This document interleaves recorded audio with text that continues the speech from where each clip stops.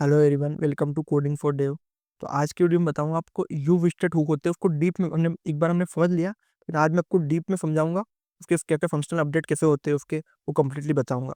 तो जो you विस्टेड hook है हमारा, वो रिएक्ट का हुक है जो हमें फंक्शनलिटी एज करता है कुछ भी हमारे कोड में। ओके, कुछ भी स्टेट को मैनेज करते हैं हम यू विस्टेड हुक की मदद से। ओके, तो इसका एक सिंपल आपको मैंने काउंटर वाला कोड बताया था कि आप बटन को क्लिक करोगे तो काउंटर को मैनेज कर लेगा। ओके, खुद के वेरिएबल्स में स्टोर कर लेगा। अब आपको बताता हूँ कि यू स्टेट वर्क कैसे करता है। ओके, जो यू स्टेट होता है उसमें हम हमेशा लास्ट में उसकी इनिशियल वैल्यू देते हैं, तो वो दो थिंग रिटर्न करता है। एक स्टेट वेरिएबल देता है जो करंट वैल्यू को होल्ड करता है, और एक फिटर फंक्शन देता है जो हमें उसके बाद क्या अपडेट करना है वो शो करता है। ओके, तो जब भी आप होल्ड करते हो फिटर फंक्शन को, तो हमारा रिएक्ट क्या री रेंडर करता है पूरे कंपोनेंट को। जैसे इसमें क्या वर्चुअल डोम होता है, वर्चुअल डोम का यही काम आता है।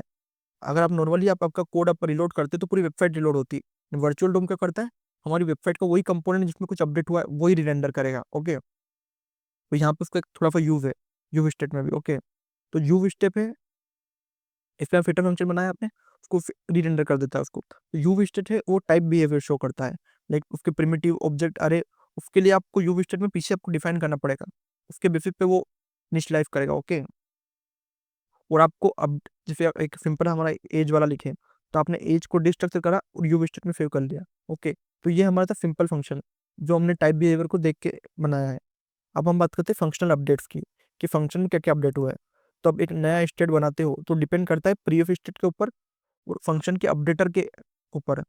तो अगर आपको जैसे आप कोड लिख रहे हो तो आपने फेट काउंट करा तो काउंट प्लस वन एक मतलब आप लिख सकते हो, लेकिन आपको इसमें कुछ प्रॉब्लम है हमारे कोड, क्योंकि ये हमारा इतना ऑप्टिमाइज कोड नहीं है।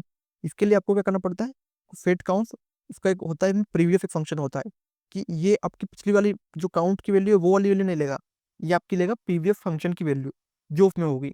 इससे क्या होता है, ये मतलब हमारे कोड को जो उसमें कुछ बग्स आ जाते हैं अगर आप डायरेक्टली उसका यूज करते हो, क्योंकि उसमें कुछ ना कुछ डिपेंडेंसी होगी, और अगर वो नहीं होगी तो हमारा कोड हमारा फट जाएगा। तो उसके लिए आप क्या, पहले से आप ऑप्टिमाइज मेथड यूज करो, तो आप प्रीवियस काउंट का यूज करो और आप प्रीवियस काउंट प्लस वन, तो ये हमारे मतलब कोड और ऑप्टिमाइज हो जाएगा और हमारा कोड फटेगा नहीं। ये इंपॉर्टेंट क्यों है, जो जो रिएक्ट रहता है वो बेचेस अपडेट रहता है, तो उसमें रीयूज ओल्ड वैल्यू, वो हमेशा ओल्ड वैल्यूज को रीयूज करता है। So if you calling fetch state multiple time quickly, अगर आपने जल्दी जल्दी क्लिक करा तो उसमें के कुछ फंक्शन मिस हो जाते हैं। फिर आप जब आप इसका प्रीवियस का यूज करोगे तो वो सबको एक उनका एक लिस्ट बना के रखेगा, तो उसको स्टोर करके रखेगा। ओके, तो इससे इससे क्या होता है कि हमारी फ्रीक्वेंसी करेक्ट हो पाती है। अब ये क्या, इससे क्या होगा, अब जब भी जैसे आपने इंक्रीमेंट दो तीन बार करा तो वो हर एक इंक्रीमेंट को रिकॉर्ड करके फिर उसको एक बार शो करेगा। इससे क्या होगा, आपके कोड में कंसिस्टेंसी आएगी और कुछ भी ग्लिच या बग नहीं आएगा अगर आप इस ऑप्टिमाइज मेथड का यूज करोगे। अब बात करते हैं जो फंक्शनल अपडेट होते हैं और डायरेक्ट अपडेट। फंक्शनल अपडेट क्या होते हैं और डायरेक्ट अपडेट क्या होते हैं। तो जो हम प्रीवियस मेथड यूज कर रहे थे वो हमारी क्या थी, डायरेक्ट हमने फिट काउंट करा, काउंट प्लस वन करा। जी क्या करता है, स्टेट में मल्टीपल अपडेट हैपन, इसमें बहुत सारे अपडेट हुए हैं, लेकिन जो हमारे सर्वर हमारे उस तक जाएगा वो केवल एक ही अपडेट जाएगा।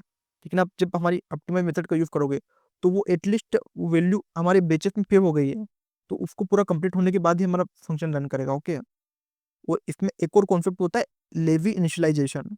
ये क्या करता है कि ये आपके कोड को लेवली कंप्यूट करता है इनिशियल स्टेट को by passing a function you state.